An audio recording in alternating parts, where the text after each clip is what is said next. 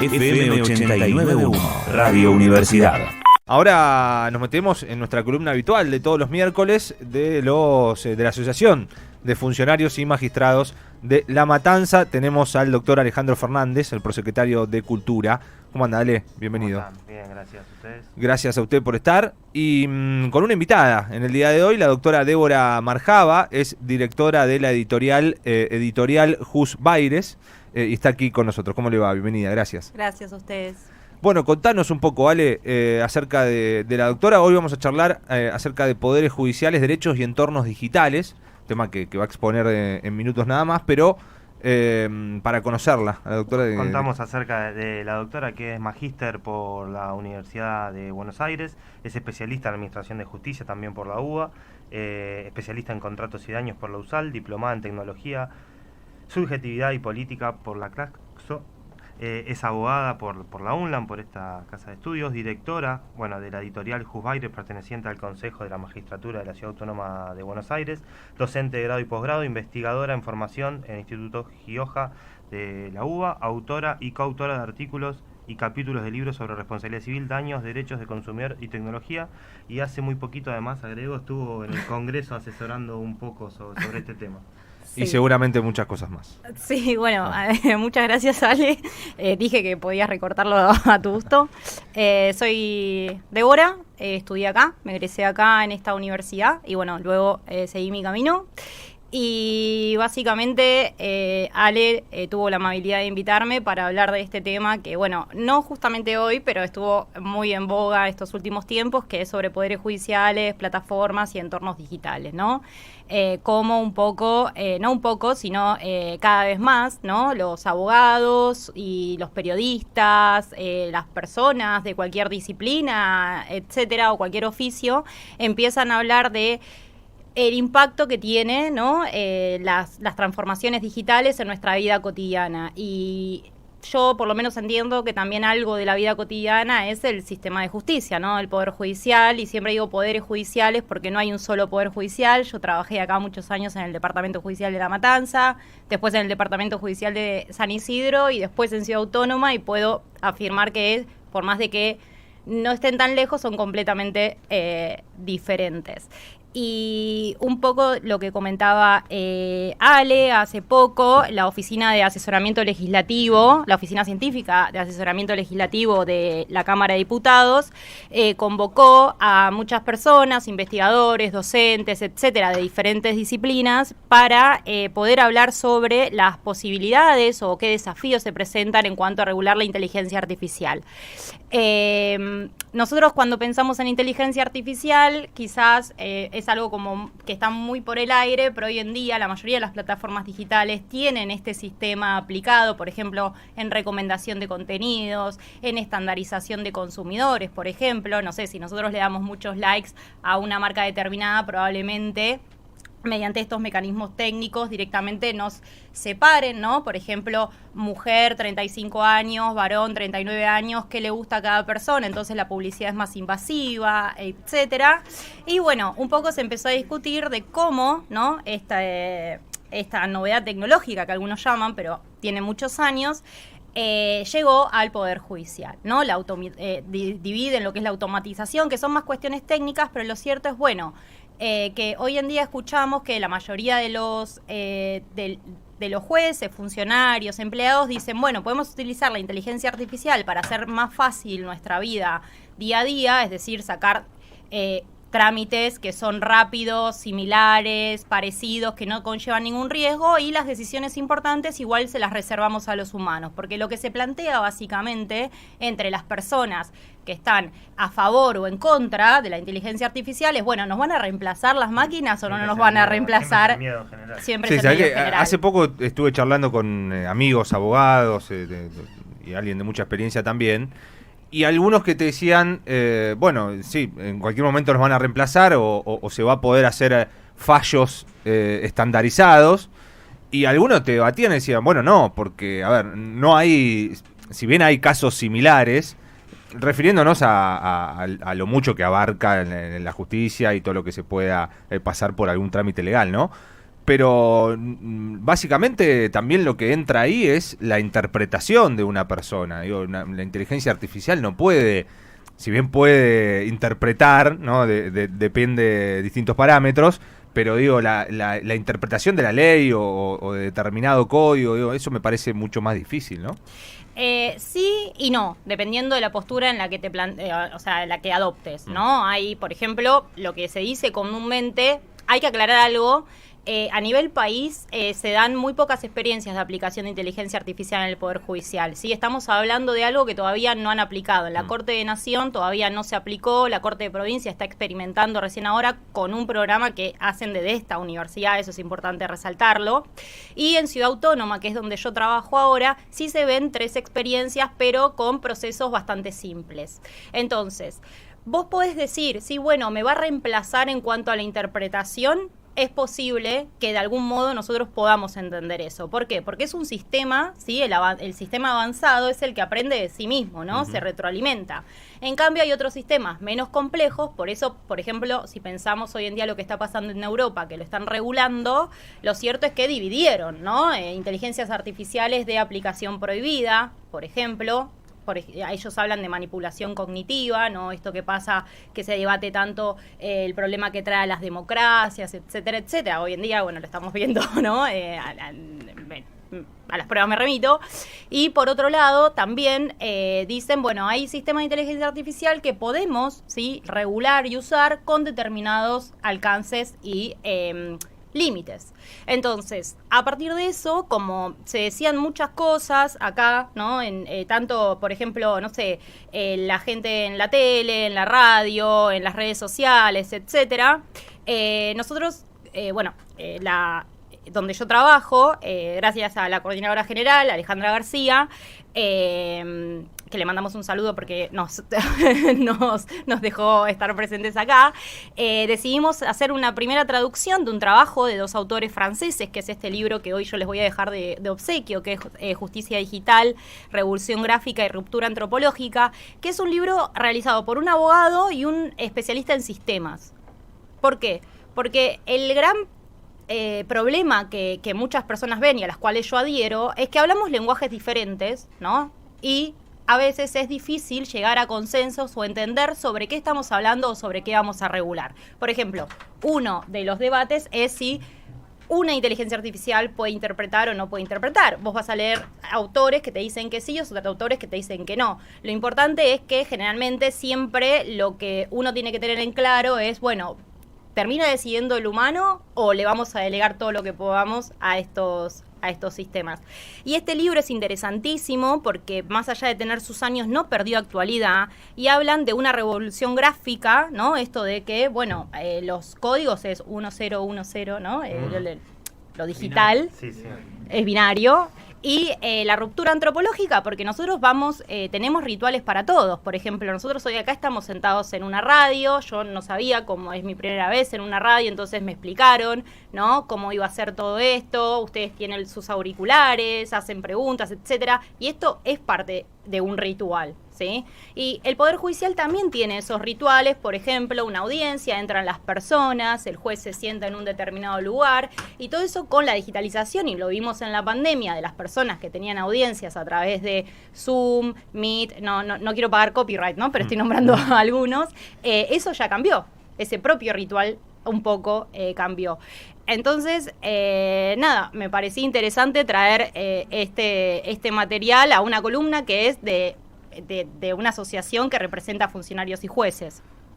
Hay 2 problemas, obviamente, sin ser un experto en el tema, y vos los podrás desbaratar rápidamente, que imagino cuando hablamos de inteligencia artificial y justicia. Muchas veces hablan de los sesgos que pueda tener esa inteligencia artificial al juzgar, porque también depende de quién la creó, quién la carga, y que justamente, no juzgue con perspectiva de género, al contrario, sino que replique estereotipos la propia inteligencia artificial. ¿Cómo se combate un poco eso?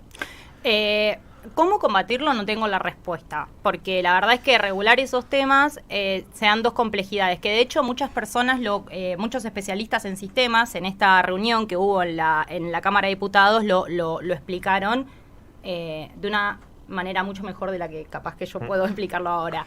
El código lo crea un humano, ¿no? Entonces, por ejemplo, tenemos autores que no son abogados, ¿no? Son filósofos. Por ejemplo, este año vino Eric Sadán a la Argentina, que lo recomiendo mucho, tiene Caja Negra lo ha editado y lo ha hecho las traducciones, y él decía, bueno, todos hablan de ética, y la ética en primer lugar tiene que ser para los ingenieros, que son los que crean estos sistemas, ¿no? Entonces, por ejemplo, más allá del sesgo de género, del cual se habla mucho hoy en día, y que muchas de las opiniones que dan las comparto, porque es cierto, por ejemplo, una vez se comprobó que un programa de inteligencia artificial que hacía entrevistas a través de la voz, ¿sí? Daba, en las estadísticas aparecía que contrataba más varones que mujeres, ¿sí? Entonces esas cosas sí se fueron probando, hay un montón de casos, de ejemplos, pero en el sistema judicial yo creo que del sesgo que tienen que hablar y que tienen que debatir es del sesgo que hace que cada vez las decisiones sean más conservadoras, en el sentido que si yo delego todo el trabajo en un sistema o en una decisión X, la posibilidad de cambio o la posibilidad de interpretar algo distinto siempre se va a hacer más complejo y más difícil.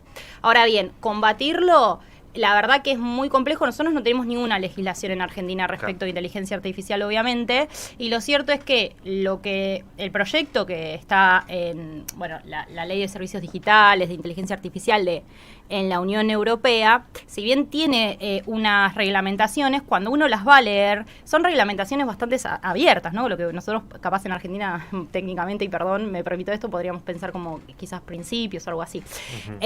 Pero sí existe, ¿no? Sí es necesario estar advertidos de eso, porque no solo pasa en el sistema judicial, sino que también pasa muchas veces con la publicidad dirigida en las redes sociales, por ejemplo. Eso sí, o sea, es mucho más fácil de entender, ¿no? Por ejemplo, si yo me asocio a hago mi usuario en una red social como Débora Maraba, mujer, 35 años, ¿sí? Por más de que yo quiera engañar, ¿no? al algoritmo de recomendación que el año pasado han premiado al de TikTok, es difícil salir de esos parámetros, y la publicidad que me viene dirigida es ropa, zapatos, maquillaje, salud, que se mezcla con la cosmética, que es otra discusión que podemos dar hasta el infinito, y eso se ve cualquier persona. Si yo siempre hago un examen, en la clase que hablo de redes sociales, siempre le pido a mis alumnos que abran sus Instagram, el que quiera obviamente, y me diga qué ve, ¿no? Que apriete la lupita y me diga qué ve, ¿no? Qué peligro. No, pero los que quieren y me dicen. Entonces, por ejemplo, tienen a Messi, tienen a, no sé, ropa, tienen a Gran Hermano, tienen editoriales. Entonces, bueno, nada. Y eso es la recomendación, ¿no? Y de ahí también se basan estos sesgos muchas veces. Claro. Ahora, uno pensaría, mientras voy a abrir mi Instagram... Vas a hacer la prueba en vivo. Sí, uno pensaría sin batería. que la inteligencia artificial, volviendo un poco a lo que decía Ale con respecto a la perspectiva de género, uno pensaría que no debería suceder esto, porque justamente la inteligencia artificial no debería distinguir entre hombre-mujer, ¿no? Teniendo, no sé, estoy imaginando, no tengo idea cómo puede funcionar, pero cargándole el código civil o el código penal a la inteligencia artificial, y ahí no distinguiría si hay un hecho cometido por tal o cual persona. Pero ahí es lo que a mí me hace ruido, el tema de la no capacidad tal vez de interpretación que pueda tener una persona.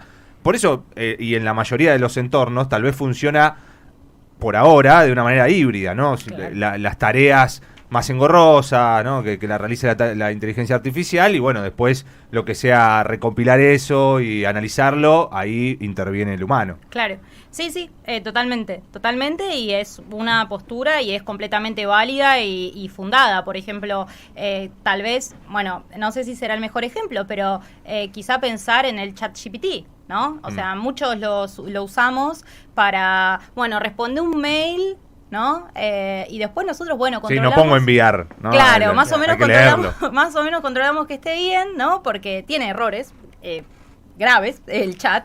Entonces, después lo enviamos. Quizás esa es la forma como que yo por lo menos lo veo como más tangible, ¿no? De lo que estamos hablando. A grandes rasgos yo lo veo como para compararlo en el tiempo. Es como antes, por ahí se hacían las cuentas a mano, abrí una cuenta, la haces con una calculadora, la revisas, controlás.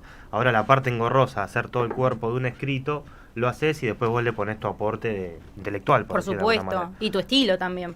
Porque también vos podés pedirle, cada uno tiene su estilo, ¿no? Para hablar, para escribir, para, no sé, para ir por la vida, entonces, bueno, ¿no? Sí, Uno... y por la vida, el que te conoce, o la que te conoce, se va a dar cuenta si hay Sí, algo sí, sos o no sos. que es tuyo o no, digamos. Si digamos, es genuino o no. Pero digo, como decía Mauro, como híbrido, como mecanismo de cooperación, de complementariedad, está bueno, es válido, puede servir. Sí, sí, sí. Pero por eso hay que estar atento a los límites, ¿no? Claro, sí. Bueno, el CETIS, en la Universidad de San Andrés, es el Centro de Tecnología y Sociedad de esa universidad, hizo un trabajo que está muy bueno, que fue como recopilar las experiencias de funcionarios y jueces y juezas y funcionarias a través del país.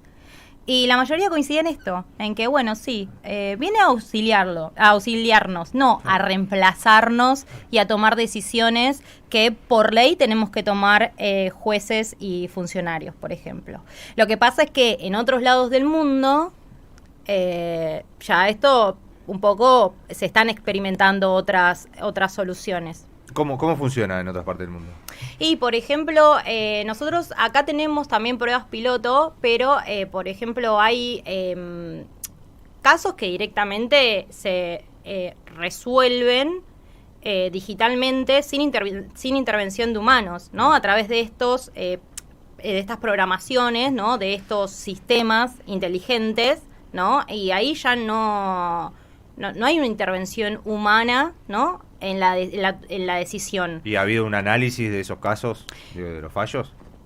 Sí, pero no acá en Argentina. Es decir, todo es como muy cambiante y es todo como muy incipiente, ¿no? De lo que nosotros podemos acceder. Y la verdad es que nosotros no accedemos. O sea, nosotros el otro día escuchaba a una persona que estuvo en esta charla que tuvimos, que decía, bueno, pasa un poco como los laboratorios, ¿no? Nosotros no nos enteramos de muchas cosas hasta que el producto sale. Y son laboratorios, en realidad, los que generan estos sistemas que hoy tenemos que abordar y analizar.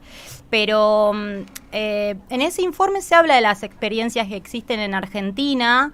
A mí siempre me gusta llevarlo porque me gusta siempre llevarlo, por ejemplo, a estudiantes de ingeniería en sistemas, alumnos o ya personas que son graduadas, y también la opinión de las personas de lo que llamamos humanidades, ¿no? De sociales, o sea, tienen una impronta muy, muy fuerte, muy definida, y la verdad que acá en Argentina se está haciendo un laburo muy interesante en ese aspecto también, como para ver beneficios, riesgos, etcétera. Sería interesante saber desde el lado de la comunidad en quién confiaría más, ¿no? Si en un humano o en una inteligencia Depende del resultado. artificial. Depende ¿no? de qué resultado me dé cada Todo uno. se puede resumir un poco en esto. También se debate eso, ¿eh? Sí, no deifiquemos a los humanos tampoco, ¿no? Claro, no, pero sí se debate eso también, Ale. El tema de, bueno, de lo que las personas piensan sobre el sistema. Pará, en algún momento podría ser que alguien pueda apelar. No, hay un juez, un fallo, yo apelo a la inteligencia artificial que falle, Sí, no sé que si contradiga, eso... ¿no? No sé si eso Lo va a que me ser. cuesta imaginar como un límite de la inteligencia artificial para resolver es que los propios humanos por ahí no es el mismo caso, pero a uno muy similar, cambiamos la interpretación porque intentamos mejorar constantemente o porque intentamos ir con las corrientes de la Corte Interamericana o lo que sea, vamos reinterpretando constantemente en aras de mejorar. No sé si eso es un límite para la inteligencia artificial. Por lo que yo escuché de personas de sistemas, todo lo que tenga que ver con los sentimientos y eso todavía está un poco como ahí, ¿viste? Pero esto de la interpretación, etcétera, vos pensás que los grandes estudios jurídicos o hay grandes bases de datos donde vos cargas quizás los datos de, por ejemplo, me atropellaron tal día, ¿no? ¿Cuántas posibilidades de ganar tengo? Entonces, lo que hace el programa es devolverte como una estadística así, Claro, en sí. un segundo de si te conviene, ¿sí? Iniciar o no. O dónde te conviene pensemos que Argentina, bueno, es federal, etcétera, etcétera, pero pensemos en otros lugares donde las competencias, etcétera, son diferentes. Bueno, ¿dónde te conviene ir? Ya te orienta. Te orienta. Claro. pero también a la vez te define y te guía. Muy interesante, Débora, te agradecemos por venir. Para otra oportunidad podemos charlar con más tiempo también. Ahora estamos con muchas cosas en el programa, pero bueno, hemos charlado y debatido bastante y tenemos para repasar el libro también. La doctora Débora Marava, la directora de la editorial Jus Baires y muchas otras cosas más que contó al principio Sí. Alejandro. Te agradecemos, Débora. No, a ustedes, encantada. Gracias, Ale. No, gracias a ustedes como siempre. La columna de la Asociación de Magistrados y Funcionarios de La Matanza. Desde la Universidad Nacional de La Matanza, Radio Universidad FM 89.1. Siempre cerca.